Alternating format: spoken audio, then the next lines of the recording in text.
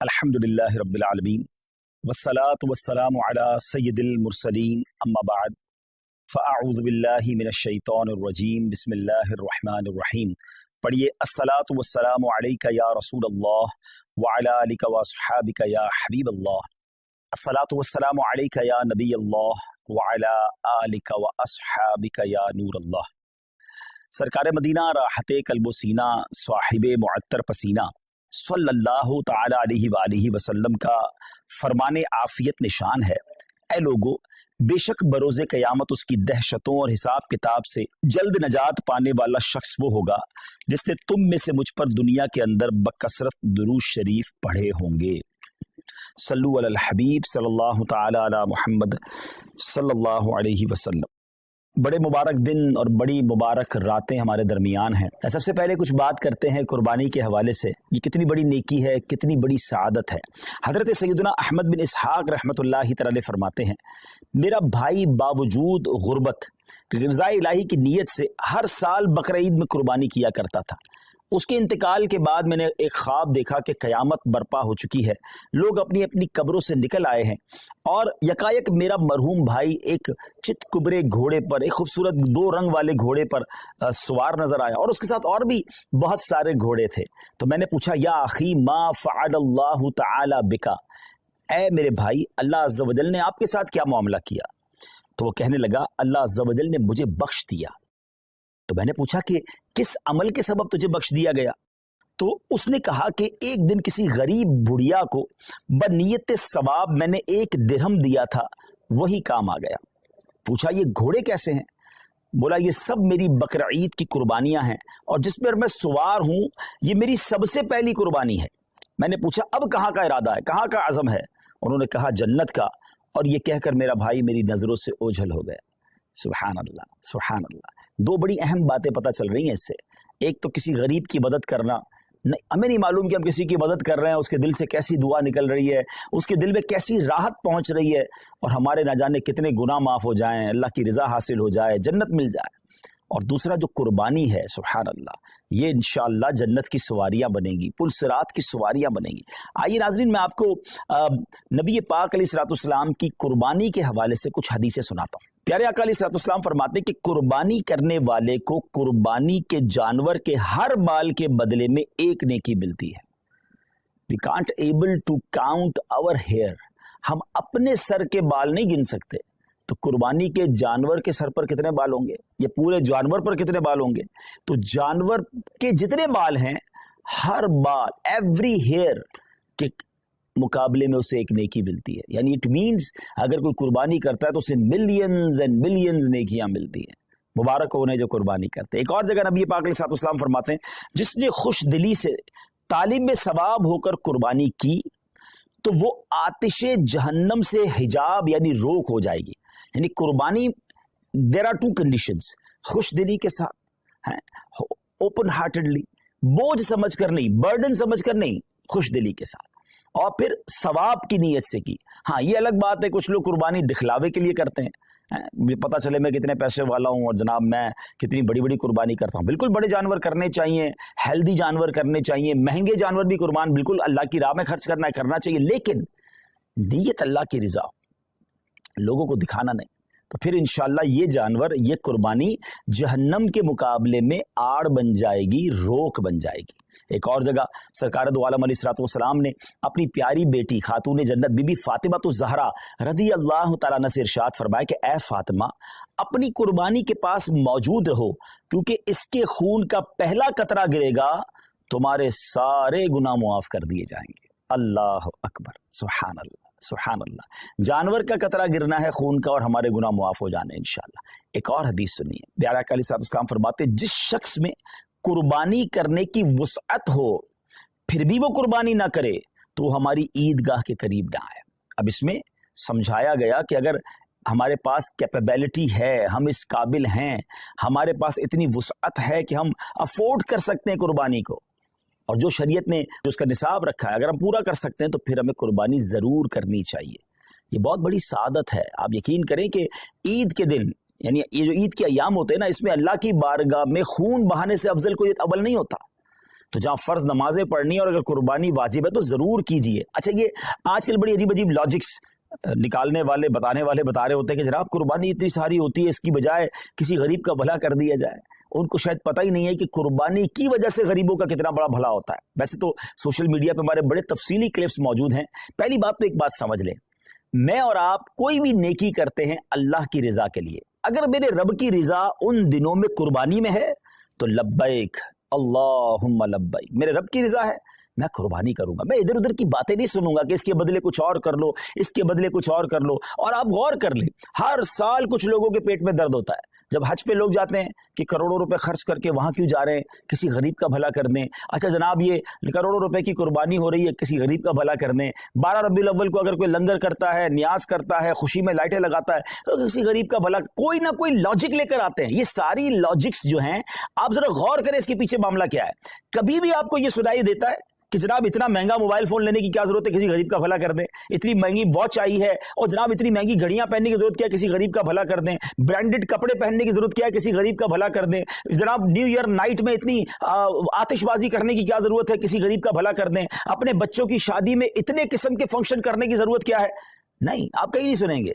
सारे गरीब याद आएंगे कि जब अल्लाह की इबादत की तरफ मुसलमान रुजू करते हैं, जब उनका शौक बढ़ता है कि रब की बारगाह में कुर्बानी पेश करे, खर्च करे, अपनी जान की कुर्बानी पेश करे, वक्त दे, तो देयर इज समथिंग रॉन्ग। इस बॉटम इन हार्ट में कुछ गड़बड़ है, समझिए बात को। अब मैं आपको बताता हूं, जिसको बहुत ज्यादा इस बात की फिक्र है कि गरीबों का भला हो जाए। ये कुर्बानी, सुभान अल्लाह, ये एक ऐसा शानदार फरीजा है और ऐसी खूबसूरत यूं समझिए कि त्यौहार है, इस्लामी त्यौहार है कि जिसकी बरकत से लाखों नहीं करोड़ों गरीबों का भला होता है फ्रॉम द डे वन। अच्छा, सिर्फ पाकिस्तान की मिसाल ले लें, वैसे हमारे जितने ये जो तीसरी दुनिया के बड़े सगीर के मुल्क कहलाते हैं, जब बहुत कुर्बानी होती है, पाकिस्तान हो गया, हिंदुस्तान हो गया, बांग्लादेश, जहां भी गरीब ममालिक हैं, मुझे बताइए कुर्बानी के जानवर आते कहां से। 90% जानवर वो लोग लेकर आते हैं जो अपने घरों में, अपने गांव गोठों में इन जानवर को पालते हैं। गरीब लोग होते हैं और पूरा साल पालते हैं ताकि कुर्बानी के दिनों में बेचेंगे तो उससे हमें पैसे मिलेंगे। तो उन लाखों करोड़ों गरीबों का भला होता है जब कुर्बानी होती है। अच्छा, बिजनेस का मॉड्यूल क्या है, what is the way to boost your business और योर इकोनॉमी। उसका तरीका यह कि एक बंदे की जेब से पैसा निकले और वो मुख्तलिफ लोगों की जेबों में चला जाए। अमीर की जेब से पैसा निकले, गरीब की जेब में चला जाए। तो अब वो गुरबा, वो मेहनत मजदूरी करने वाले गांव गोट के विलेजर्स, वो गांव गोट के रहने वाले जानवर लेकर शहरों में आते हैं और जनाब अब अमीर आदमी, अब जिसको अल्लाह ने इस्तिताअत दी, वो पैसे देता है और उनको गोया पूरे साल के लिए इतनी अमाउंट मिल जाती है कि पूरा साल वो अपना घर चलाते हैं, नए जानवर पालते हैं। तो जनाब पहला फायदा तो ये हो गया। कहाँ गए पैसे? गरीबों के पास गए। अच्छा, लेकिन जब वो जानवर किसी मंडी में आए तो उस मंडी में हजारों लाखों, यूं समझिए पूरी दुनिया में अगर देखें तो लाखों शायद मजदूरों का भला शुरू हो जाता है। कोई चारा खिला रहा होता है, कोई लोडिंग कर रहा होता है, कोई उनका ख्याल कर रहा होता है, उनका रोजगार शुरू हो जाता है।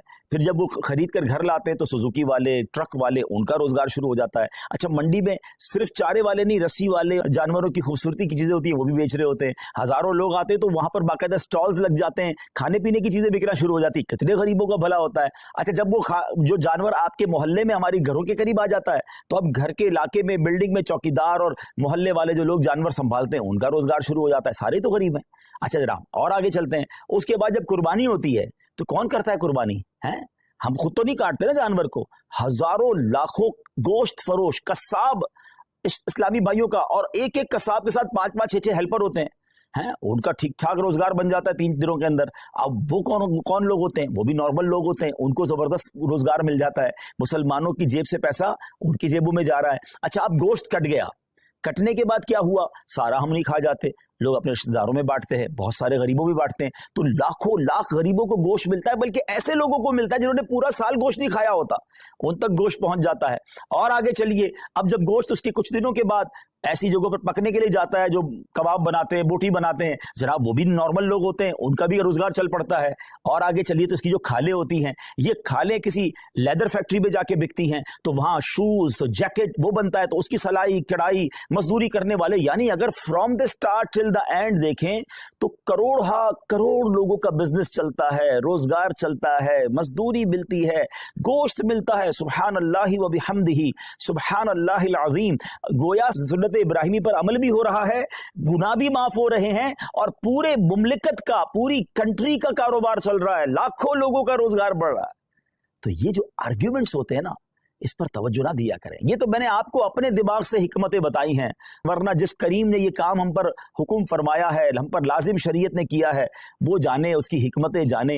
اگر کسی کام کی حکمت سمجھ نہ بھی آئے سمجھ نہ بھی آئے تو ہمارا کام اس کی لاجک تلاش کرنا نہیں. اگر ہمیں یہ پتا چل گیا کہ یہ اللہ کا حکم ہے، اللہ کے حبیب کا حکم ہے، ہمارا کام لبیک کہنا ہے، ہمارا کام عمل کرنا. ہم بندے ہیں، ہمارا کام لبیک کہہ کر کام کرنا ہے. تو میں امید کرتا ہوں کہ چلیں، فضیلت پر بھی بات ہو گئی، کچھ لاجکس پر بھی بات ہو گئی. اور اب آئیے، سبحان اللہ، اگر یہ کام ہم دعوت اسلامی کے تھرو کرواتے ہیں تو یہ اتنے سارے بینیفٹس تو ہونے ہی ہونے ہیں، کچھ اور شاندار بینیفٹس ہوں گے. کیونکہ دنیا بھر میں جو لوگ ہمارے عاشقان رسول لیتے ہیں، کئی ملکوں میں قربانی کرنا آسان نہیں ہوتا، پھر اس کو سنبھالنا آسان نہیں ہوتا، اس کی صفائی اور اس کے بعد اس کا گوشت بانٹنا. تو اب کہاں قربانی کروائیں؟ تو سبحان اللہ، دعوت اسلامی نے آپ کے لیے کام بڑا آسان کر دیا کہ ہم نے اجتماعی قربانی، ڈونیٹ قربانی کا ایک ماڈیول متعارف کروایا کہ آپ دنیا میں کہیں بھی ہیں، آپ گھر بیٹھیں، آپ کی قربانی ہم کریں گے. اور کیسے کریں گے؟ کیونکہ یہ شرعی کام ہے، شرعی فریضہ ہے، واجب ہے.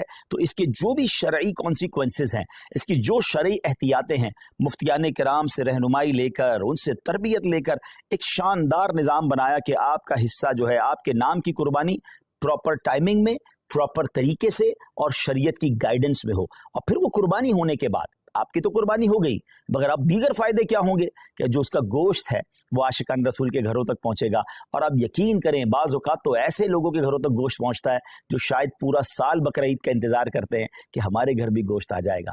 آپ کسی بیرون ملک میں بیٹھے ہیں، ہم تو روز شاید کھانا اچھا کھا لیتے ہیں، مگر آپ کی اس قربانی کی برکت سے کسی کا 15 دن یا کسی کا مہینہ جو ہے گھر میں گوشت پکتا رہے گا، اور اس کے دل سے آپ کے لیے دعائیں ہوں گی. اور اس کے بعد اس کی جو قربانی کی کھال ہے وہ آپ کی میری دعوت اسلامی جو دنیا بھر میں دین متین کی خدمت کر رہی ہے، علماء بنا رہی ہے، حفاظ بنا رہی ہے، مسجدیں بنا رہی ہے، اور نہ جانے دین کی کتنی ساری چیزوں پر کام ہو رہا ہے. انشاءاللہ ہمارا اس میں بھی حصہ مل جائے گا. تو دیکھا جائے تو بینیفٹ ہی بینیفٹ ہے، انشاءاللہ نیکیوں کا خزانہ ہے. تو میری گزارش یہ ہے کہ اس بار آپ نے اپنی قربانی کرنی ہے دعوت اسلامی کے ساتھ. اور ہاں، صرف اپنی قربانی کیوں، اپنے رشتہ داروں سے بات کیجئے، اپنے دوستوں سے بات کیجئے. انشاءاللہ میں ابھی کچھ تفصیل بھی بتاتا ہوں. اور میں آپ کو پہلے یہ بتا دیتا ہوں کہ ہمارے جو اس بار قربانی کی ریٹ لسٹ ہے، جو بکرا ہے پورا، اگر آپ ہول گوٹ کرنا چاہتے ہیں تو وہ 34,000 ہے. اچھا، اب یہ تو پاک روپیز میں ہے.